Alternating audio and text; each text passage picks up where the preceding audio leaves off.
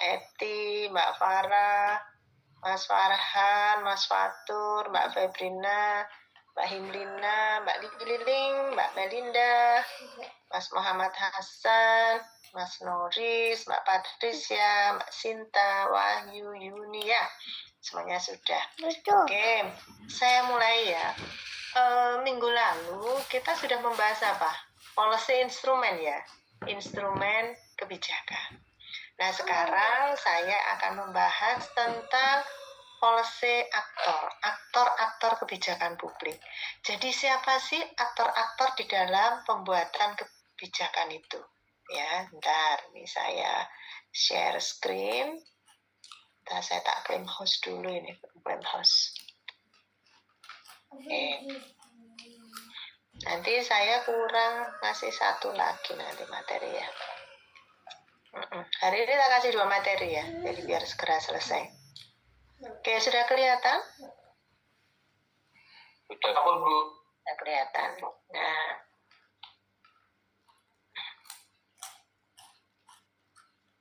oke.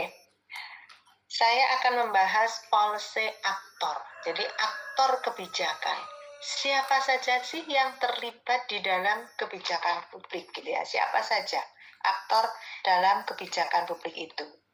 Ya, ini kalau definisinya secara umum gitu ya, policy actor are any individual or group that is directly or indirectly, ya, formally or informally, ya, yang affiliated with or affected by the policy process at any stage. Jadi aktor pada prinsipnya ya bahwa policy aktor atau aktor kebijakan itu adalah individu ataupun grup ya yang dia secara langsung ataupun tidak langsung baik formal maupun tidak formal gitu ya yang dia kemudian terafiliasi ya dia mempengaruhi ataupun dipengaruhi oleh kebijakan.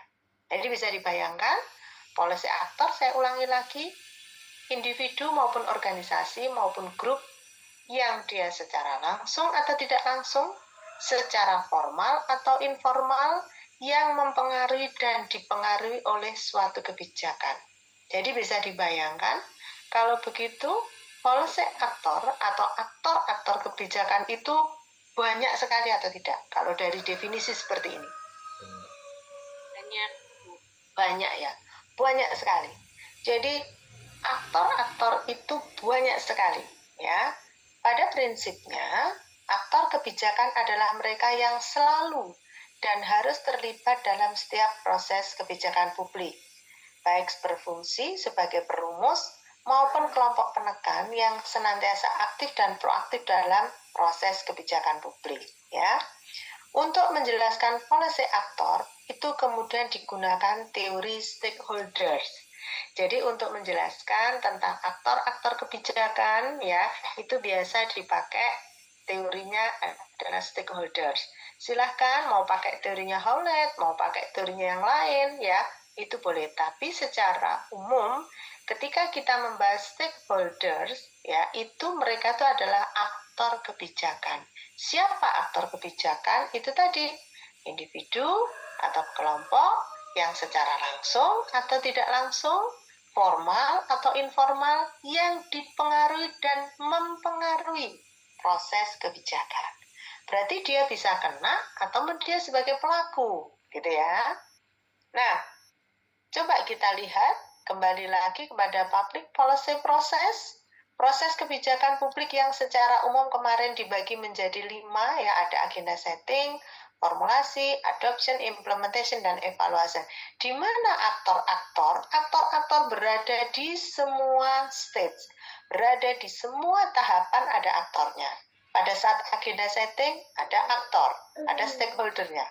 Formulasi ada stakeholdernya. Adopsi, implementasi, bahkan pada saat implementasi juga paling banyak stakeholdernya. Ya, pengaruh yang dipengaruhi. Kita membayangkan pada saat implementasi kebijakan, ya ada stakeholder pihak-pihak. Kalau sekarang terkenal pentahelix, hexahelix gitu ya, tidak governance lagi. Kalau dulu governance, ya governance ada 3, pemerintah, government, kemudian society, masyarakat, dan private. 3 itu. Tapi sekarang sudah bergeser, ya sudah melibatkan akademisi, melibatkan media massa, bahkan ya. Nah, ini sudah mulai melebar kemana-mana. Karena saking banyaknya stakeholder yang terlibat, ya. Nah, ini aktor dalam proses kebijakan publik, ya, aktor dalam proses kebijakan publik ini kalau kita lihat ya, yang kemarin itu secara umum ya, yang tadi secara umum saya jelaskan ada state government, ada private, ada society yang kemudian berkembang menjadi banyak sekali, ya, menjadi tadi ya hexahelix, pentahelix gitu ya. Nah, ketika kita membahas tentang aktor dalam proses kebijakan publik, Anderson mengatakan bahwa ada 2 aktor, ya, inside government dan outside government. Nah, silakan Anda kalau misalnya ingin menggunakan teorinya Anderson ini bisa melihat ada suatu kebijakan itu kemudian misalnya sukses sekali diterapkan, Anda bisa mengidentifikasi sebenarnya siapa sih aktor yang berperan. Di antara aktor-aktor ini siapa yang paling berperan? Nah, itu bisa. Jadi, Anda bisa menggambarkan seperti itu. Ada teori, kemudian diutak-atik dengan data. Ya. Nah, misalnya ada inside government. Ya, ada inside government. Inside government itu ada eksekutif, legislatif, yudikatif, ya, birokrasi, ya, level atas hingga street level birokrat. Ya, ini inside government, jelas dia berada di dalam pemerintahan. Ada aktor outside government, ya, ada interest group, ya, LSM, NGO, ikatan profesional, ya, kemudian organisasi atau lembaga keagamaan, ini semuanya bisa mempengaruhi kebijakan publik, ya. Akademisi, bagaimana interest group, bagaimana mereka bisa mempengaruhi dengan LSM, dengan kekuatan data-data yang mereka miliki, misalnya, ya, akademisi dengan beberapa penelitian, beberapa kajiannya, orasinya, membuat conference, ya, beberapa ilmunya, perkembangan ilmu yang bisa mempengaruhi kebijakan. Politisi pasti, karena ranahnya politik, pasti bagaimana politisi selalu berkepentingan untuk mempengaruhi kebijakan. Media massa, ya, media massa kalau menyajikan ada masalah-masalah publik, isu-isu publik, ya, nah itu kemudian langsung kebijakan akan turun gitu ya. Ya, kemarin misalnya ada kemiskinan di daerah mana, di daerah terpencil, masuklah ke TV misalnya, masuk ke media massa, langsung kemudian diatasi oleh pemerintah. Opini publik, kelompok sasaran, ya ini jangan lupa kelompok sasaran ini adalah target group. Target group ini juga ya aktor yang bisa mempengaruhi proses kebijakan publik. Kegiatan misalnya, sekarang ada wacana, ya, apakah sistem zonasi, sekolah sistem zonasi mau dihapus atau tidak? Ini kan sekarang lagi tren ya. Ini bisa loh Anda analisis, ya. Anda sebagai peneliti itu ya, bisa saja misalnya menyebar kuesioner, menyebar kuesioner, ya. Ada yang ikut dalam penulisan buku book chapter yang saya share, itu bisa juga, menarik sekali ini, wacana untuk sekolah zonasi dihapus atau tetap. Ada juga yang menginginkan 50-50, jadi zonasi dan prestasi. Nah, itu Anda kalau cepat gitu ya bisa nyebar G-Drive, G-Form, sebar seret kepada orang, sebarkan aja, kemudian yang masuk berapa, siapa, itu bisa jadi penelitian itu ya. Atau kalau mau dibikin skrip tesis, itu bisa menjadi awal Anda mencari data. Dari data awal yang didapat dengan menyebar G-Form kepada masyarakat atau kepada anak SMA, oh itu kan bagus.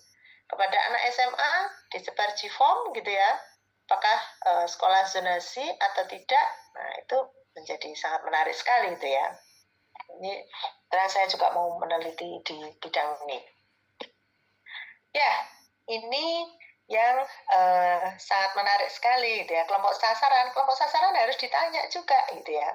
Lembaga-lembaga donor ya, lembaga donor dengan dananya yang banyak, dia tentu saja bisa mempengaruhi suatu kebijakan gitu ya. Nih. Oke, sampai di sini lanjut, bisa dilanjut? Inside government dan outside government? Lanjut. Bisa lanjut. Oke, bisa lanjut ya. Lanjut ya, ketika membahas tentang aktor kebijakan, ya, Howlett dan Rames mengatakan sebenarnya sama, hampir sama ini dengan tadi ya, dari Anderson. Ini juga hampir sama. Kalau Howlett dan Rames mengatakan ada yang namanya elected official, ya, elected official, appointed official, interest group, kemudian research organization dan mass media. Jadi silakan kalau Anda misalnya ingin menggunakan teorinya Howlett dan Rames untuk mengcapture siapa sih aktor yang paling berpengaruh dalam suatu kebijakan, misalnya ini kebijakan apa zonasi, nah, yang saya sampaikan tadi ya, kebijakan zonasi sekolah. Anda bisa akhirnya menemukan ternyata ya, media massa ini sangat mempengaruhi sekali. Sehingga ketika banyak keluhan-keluhan masyarakat, banyak persoalan-persoalan tentang kebijakan sekolah zonasi ini diangkat di media massa. Inilah media massa sekarang berhasil ini mengubah arah kebijakan. Ini kan menarik sekali. Sehingga Anda kemudian mungkin judulnya bisa peran media massa dalam wacana perubahan kebijakan zonasi. Menarik sekali ini. Kenapa ini tidak ada yang ambil ini tema ini? Ya, ini bisa kemudian teorinya pakai ini, Howlett dan Rames, bagaimana media massa berperan sebagai aktor di dalam proses policy. Ya, nah, jadi kalau saya berikan teori, langsung aja berpikir, berarti bisa begini ya, bisa begini ya. Ini yang menarik sekali, gitu ya. Nah, kemudian misalnya research organization, bagaimana organisasi riset itu ternyata juga berperan. Ya, organisasi riset dari mana? NGO, LSM, gitu ya. Atau interest group ya, kelompok kepentingan appointed ya. Ini adalah dari Howlett dan Rames tadi, sama sebenarnya dengan yang Anderson. Kalau Anderson dibagi menjadi dua, inside dan outside. Kalau Howlett dan Rames ini dibagi menjadi 5 seperti ini. Ya, jadi 5. Nah, saya lanjutkan nanti biar banyak diskusi aja. Howlett dan Rames menjelaskan bahwa eksekutif atau kabinet itu kebanyakan merupakan pemain kunci atau subsistem dalam implementasi kebijakan. Benar, gitu ya. Kenapa? Karena instansi ya, birokrat ya, itu adalah perpanjangan tangan dari negara, perwakilan dari negara untuk melaksanakan suatu kebijakan. Sehingga di sini dikatakan oleh Howlett dan Rames bahwa eksekutif atau kabinet itu kebanyakan merupakan pemain kunci ya, dalam subsistem implementasi. Nah, kalau ini hubungan antara aktor, ada horizontal, vertikal, dan antar lembaga. Gitu ya, ada lawyer, level, locus ya. Ini kalau ini horizontal berarti hubungan ini biasanya kita akan menjelaskan kalau ada konflik ya, konflik kepentingan di dalam proses implementasi. Ini bisa pakai dari itu. Nah, ini yang sering sekali ya, kalau teorinya Nugroho ya, peran aktor atau stakeholder ini biasa dipakai oleh Nugroho untuk memetakan stakeholder. Ya, silakan nanti kalau Anda misalnya ada suatu kebijakan, kemudian Anda ingin memetakan stakeholdernya siapa sih yang berpengaruh, ya, kebijakan tadi nggak apa-apa, kebijakan wacana untuk kebijakan zonasi, ya, zonasi kemarin pun sudah nggak apa-apa. ya, itu sebenarnya aktornya siapa yang berpengaruh? Ada policy creator, yaitu aktor yang berperan sebagai pengambil keputusan dan penentu suatu kebijakan. Siapa policy creatornya? Siapa yang menentukan itu daerah-daerah zonasi? Apakah menteri, gitu ya? Apakah selevel kepala dinas, di bawahnya birokrat, gitu ya? Apa bahkan sampai PP, presiden, gitu ya? Nah, ini kan bisa diidentifikasi. Kemudian koordinatornya siapa? Aktor yang berperan mengkoordinasi aktor lain yang terlibat. Aktor-aktor siapa sih yang di dalam zonasi itu? Nah, misalnya dinas pendidikan, itu jelas. Ya, dinas kependidikan. Tapi dinas kependidikan juga harus berkoordinasi dengan siapa? Ketika kita ngomong daerah zonasi. Pendidikan. Koordinasinya dengan siapa? Ketika kita membahas tema tentang sekolah zonasi. Capil. Dicapil. Ya, ya. Karena ini domisilinya mana, KTP-nya mana, gitu ya. Nah, itu harus berkoordinasi. Juga koordinasi dengan kecamatan, misalnya ya. Koordinasi perlu dengan kecamatan, perlu dengan desa ya. Nah, berarti dinas pendidikan dia sebagai koordinatornya, gitu ya. Fasilitator, aktor yang berperan memfasilitasi dan mencukupi apa yang dibutuhkan kelompok sasaran. Bisa dinas pendidikan, bisa dukcapil misalnya. Kalau kita bahas tentang posyandu misalnya, fasilitator dari mana? Dari fasilitator mungkin bisa dari RT-nya ya, yang memberi tempat untuk posyandu misalnya, atau bahkan desa yang memberi fasilitas, atau bahkan kecamatan. Mungkin kecamatan kenapa? Karena kecamatan memberikan biaya uang transport misalnya. Itu fasilitatornya siapa? Itu nanti kelihatan kalau dipeta-petakan seperti ini. Kemudian implementornya siapa? Pelaksana, betul-betul pelaksananya siapa? Gitu ya. Wah, kalau misalnya sekolah zonasi, pelaksananya siapa? Pasti ya sekolah. Ya, sekolah, kepala sekolah.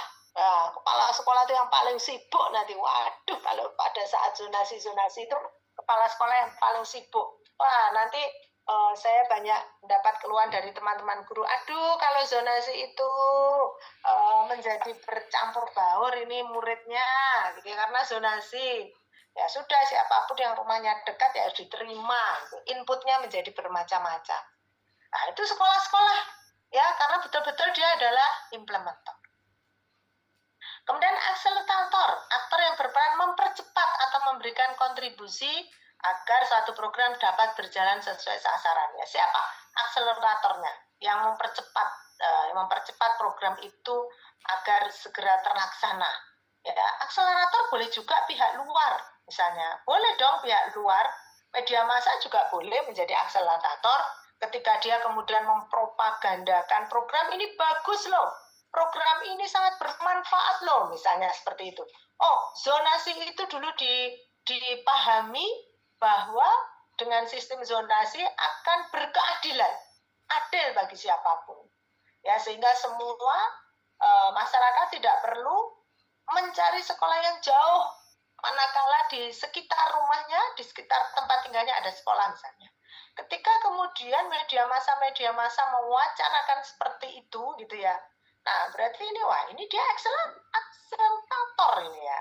Nah, ini ya. Ini juga boleh dipakai peran aktor atau stakeholder seperti ini, gitu ya. Nah, yang biasa dipakai sering dipakai itu adalah dari RIT. RIT itu memetakan stakeholder. Jadi dia matrix of power and interest in stakeholder. Setelah ini saya berikan contoh artikel yang membahas tentang stakeholder yang ini. Nanti bisa Anda pakai. Jadi ketika ada suatu program, suatu kebijakan, ya, ada suatu kebijakan, ada program, kemudian siapa saja stakeholdernya itu diidentifikasi. Berdasarkan apa? RIT membuat 4 diagram, 4 kuadran. Ya, berdasarkan apa? Berdasarkan interestnya dan berdasarkan powernya. Manakala aktor atau stakeholder yang dia interestnya rendah, powernya juga rendah, crowd. Ya, dia misalnya orang kita tadi ya, yang dengan sekolah zonasi tadi ya, isu-isu terkini yang sekarang saat ini sedang tentang sekolah zonasi, yang interestnya nggak interest dengan pendidikan. Orang-orang yang tidak berinterest, terserah mau pendidikan dizonasi, mau dibubarkan, mau apapun metode apapun, nggak peduli ya Bu, gitu ya, ibaratnya orang yang seperti itu. Tapi dia juga nggak punya kekuatan, nggak punya power, dia bukan inside government, dia juga bukan outside government yang dikatakan oleh Anderson tadi, atau yang dikatakan oleh Howlett tadi, dia bukan termasuk di sini misalnya. Ini adalah disebut sebagai crowd, ya. Kemudian ketika kita bahas interestnya tinggi, powernya tinggi adalah A player, berada di kuadran 2. Ini adalah orang-orang atau aktor atau stakeholder yang dia punya interest tinggi dan punya power yang tinggi, ya. Orang yang backgroundnya pendidikan, gitu ya. Siapa ini? Oh, misalnya kepala sekolah, ya, atau kepala dinas pendidikan. Pasti dia punya interest dong dengan pendidikan. Tapi dia juga punya power tinggi. Powernya apa tinggi? Dia bisa mempengaruhi suatu kebijakan. Nah, ini layak ini kalau para kepala sekolah, misalnya, kemudian para kepala dinas, gitu ya. Kemudian pimpinan suatu daerah itu ada di key player, karena dia adalah punya power tinggi. Ya. Nah, ini kemudian yang satunya adalah subjek. Ini punya interest tinggi tapi nggak punya power. Ya, mungkin masyarakat, ibu-ibu, orang tua, murid, ya, dia interest sekali. Kenapa interest? Ya, gimana mau nyari sekolah untuk anaknya ini? Stres semua ini mau cari sekolah untuk anaknya. Ya, dia sebagai subjek interestnya tinggi sekali dengan kasus, dengan isu sekolah zonasi. Isu sekolah zonasi sangat interest sekali, perhatian sekali. Tapi mereka, para ibu-ibu ini, para emak-emak ini yang punya anak, nggak punya power. Karena dia bukan inside, bukan outside government, dia nggak punya power apa-apa. Gitu ya. Nah, ini nanti silakan, gitu ya. Nanti saya berikan artikelnya untuk dipakai contoh kasus. Ya, saya berharap seperti kemarin-kemarin dengan saya beri artikelnya, Anda langsung terbersih ini, celing, ini saya pakai untuk nanti judul tesisku. Ya, tadi loh sudah saya contoh. Tadi saya melihat ini aja sudah langsung punya judul tesis. Peran media massa dalam mempengaruhi, mengubah kebijakan zonasi. Menarik sekali misalnya. Oke, ini kalau ini diskusi. Oke, sebelum saya membagikan artikel seperti biasa, ada pertanyaan. Jadi teorinya saya berikan sedikit-sedikit aja ya. Tapi kita seperti biasa akan diskusi di sini, dan seperti biasa saya tidak akan memberikan tugas ya, tapi tugas berhenti di sini. Saya kirim ini PPT-nya ya.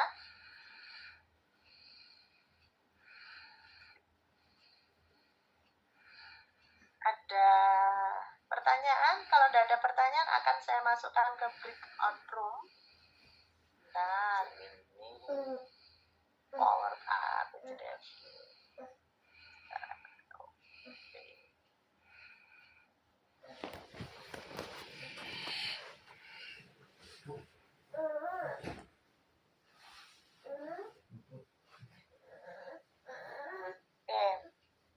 Sudah? Kalau sudah ada yang bisa mendownload, silakan di-download, kemudian di-share di grup ya, biar yang lainnya yang nggak bisa mendownload, belum berhasil mendownload, bisa ikut mendownload.